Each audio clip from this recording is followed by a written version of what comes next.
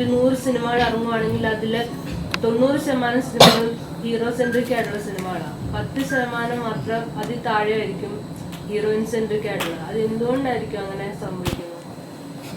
റൈറ്റേഴ്സിനോടായിരിക്കും ചോദിക്കേണ്ടത്. മലയാളത്തിലെ പ്രേക്ഷകർ അല്ലെങ്കിൽ ഇന്ത്യയിലെ പ്രേക്ഷകർ പൊതുവെ ഫീമെയിൽസിനെ ഹീറോസ് ആയിട്ട് അല്ലെങ്കിൽ അവർ സെൻട്രിക് ആയിട്ട് വരുന്ന സിനിമകൾ കാണാൻ ഇഷ്ടപ്പെടുന്നില്ല എന്ന് തോന്നുന്നു. അല്ല, അങ്ങനെയുള്ള കഥാപാത്രങ്ങളും തിരക്കഥകളും ഉണ്ടാവും. ഇവിടെ ആണെങ്കിലും ഒരുപാട് ഇപ്പൊ ജയ ജയ എന്നൊക്കെ ഉള്ള വളരെ ചുരുക്കമല്ലേ ഉള്ളൂ, ഒരിക്കലും കമ്പയർ ചെയ്യാൻ മാത്രം. ഉറപ്പായിട്ടും ആണ്. പക്ഷെ അത് റൈറ്റേഴ്സ് ആയിരിക്കും മുന്നോട്ട് വന്നത് എഴുതേണ്ടത്, അങ്ങനെയുള്ള തിരക്കഥകൾ ഉണ്ടാവേണ്ടത്.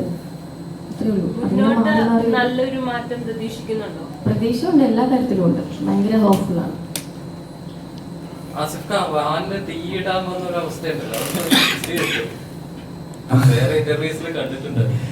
അല്ല, അത് ഞങ്ങൾ ഈ നൈറ്റ് ഷൂട്ട് ചെയ്തോണ്ടിരിക്കുമ്പോ ഞങ്ങൾക്ക് അവിടെ പ്രൊഡക്ഷന് വേണ്ടിയിട്ട് വന്നിരുന്ന ഒരാളുണ്ടായിരുന്നു. അദ്ദേഹം ഒരു ഇറാനിയനാണ്. ഇതുപോലെ തന്നെ വളരെ സ്ട്രഗിൾ ചെയ്യുന്നൊരു മനുഷ്യനാണ്. അപ്പൊ ഞങ്ങളൊരു 12 ദിവസം back to back night shoot ചെയ്തുകൊണ്ടിരിക്കുന്ന സമയത്ത് ഇദ്ദേഹത്തിന് രാത്രി മുഴുവൻ ഷൂട്ടുള്ളതുകൊണ്ട് ഉറങ്ങാൻ പറ്റിയില്ല. രാവിലെ അദ്ദേഹം ഉറങ്ങുന്നില്ല. അങ്ങനെ 12 ദിവസം കഴിഞ്ഞപ്പോ ഇദ്ദേഹം ചെറുതായിട്ടൊന്ന് ഫ്ലിപ്പായി പോയി. അപ്പൊ ഈ ഉറക്കം കെടുത്തുന്നത് ഇയാള് കൊണ്ടുവരുന്ന വണ്ടിയാണ്. ആ വണ്ടി കത്തിച്ച് കളഞ്ഞ പിന്നെ ആ പ്രശ്നം തീരുമ്പോൾ അദ്ദേഹത്തിന് തോന്നി. ഞങ്ങളൊക്കെ അങ്ങനെ ജസ്റ്റ് എസ്കേപ്പ് ആയിരുന്നു. ടിക്കറ്റൊക്കെ ഷൂട്ട് തുടങ്ങി. ഇപ്പൊ അതിന്റെ എന്റെ ഒരു 8 ദിവസത്തെ പോർഷൻ ഷൂട്ട് കഴിഞ്ഞു. ഇനിയിപ്പോ ഇതിന്റെ സർക്കിട്ടിന്റെ പ്രൊമോഷൻസിന് വേണ്ടിയിട്ട് ഞങ്ങൾ ബ്രേക്ക് ചെയ്യുന്നതാണ്. മറ്റന്നാൾ മുതൽ വീണ്ടും ഷൂട്ട് തുടങ്ങും. ഇനി അതിനൊരു 90 ദിവസത്തെ ഒരു ഷെഡ്യൂളാണ് ഇപ്പൊ പ്ലാൻ ചെയ്തിട്ടുള്ളത്.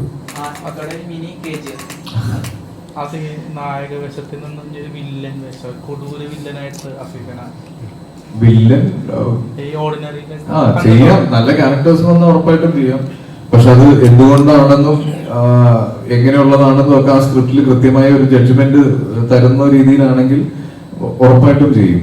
എനിക്ക് അങ്ങനെ ഹീറോ തന്നെ ചെയ്യുന്ന ഞാൻ ഇതുവരെ വാശി പിടിച്ചിട്ടില്ല. അപ്പൊ നല്ല ക്യാരക്ടേഴ്സ് കിട്ടുവാണെങ്കിൽ ഉറപ്പായിട്ടും ഈ ഗോവിന്ദ പോലുള്ള ക്യാരക്ടേഴ്സ് ചെയ്യുന്നതിൽ സന്തോഷമുള്ളൂ.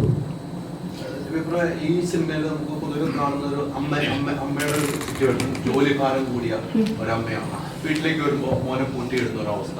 ഇങ്ങനത്തെ ഒരു അവസ്ഥ കണ്ട് ഈ സിനിമ കണ്ടതിന് ശേഷം ഇങ്ങനത്തെ ഫ്രണ്ട്സുകൾ ഉണ്ടായിട്ടുണ്ടോ? അങ്ങനെ ആരെങ്കിലും വിളിച്ചിട്ടുണ്ടോ? ഇത് ദിവ്യ ചെയ്ത ക്യാരക്ടർ ഞങ്ങൾക്ക് ഇങ്ങനെ ജോലിഭാരമുണ്ട് ഇങ്ങനെയൊക്കെ ഉണ്ട് ആരെങ്കിലും വിളിച്ചിട്ടോ?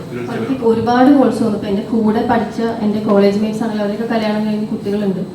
അപ്പൊ എന്റെ പേഴ്സണലി ഉള്ള ഫ്രണ്ട്സ് വിളിച്ചിട്ടുണ്ട്. അല്ലാണ്ട് UAE ഉള്ള ഇപ്പൊ എന്റെ ചേച്ചി അവിടെ സെറ്റിൽഡ് ആണ്. അപ്പം ഭയങ്കര റിലേറ്റബിൾ ആണ് അവിടെ. ഈ പറഞ്ഞ പോലെ സ്ട്രേഞ്ചേഴ്സ് ആയിട്ടുള്ള ആൾക്കാരും പേരൻസ് ആയിട്ടുള്ളവർ ഈ പറഞ്ഞ പോലെ കുട്ടീനെ അടച്ചിട്ട് പോകുന്ന അങ്ങനെ ഒരു സിസ്റ്റം അവിടെ ഉണ്ട്. അപ്പം അവർക്കൊക്കെ ഭയങ്കര റിലേറ്റബിൾ ആയിട്ട് തോന്നിയിട്ടുണ്ട്. സോ ആസ് എൻ ആക്ടർ ഞാൻ ഈ ഒരു മീറ്ററിലുള്ള കഥാപാത്രം ഞാൻ ചെയ്തിട്ടുണ്ടാവും. പക്ഷെ ഇങ്ങനെ ഒരു കുട്ടിയുടെ അമ്മയായിട്ടുള്ള ഒരു കഥാപാത്രം, ആ ഒരു എലമെന്റ് എനിക്ക് ഇതിലൊരു എക്സ്ട്രാ ആണ്. ഫസ്റ്റ് ടൈം ആണ് ഇത്തരത്തിലുള്ള ഒരു ക്യാരക്ടർ ഞാൻ ചെയ്യുന്നത്.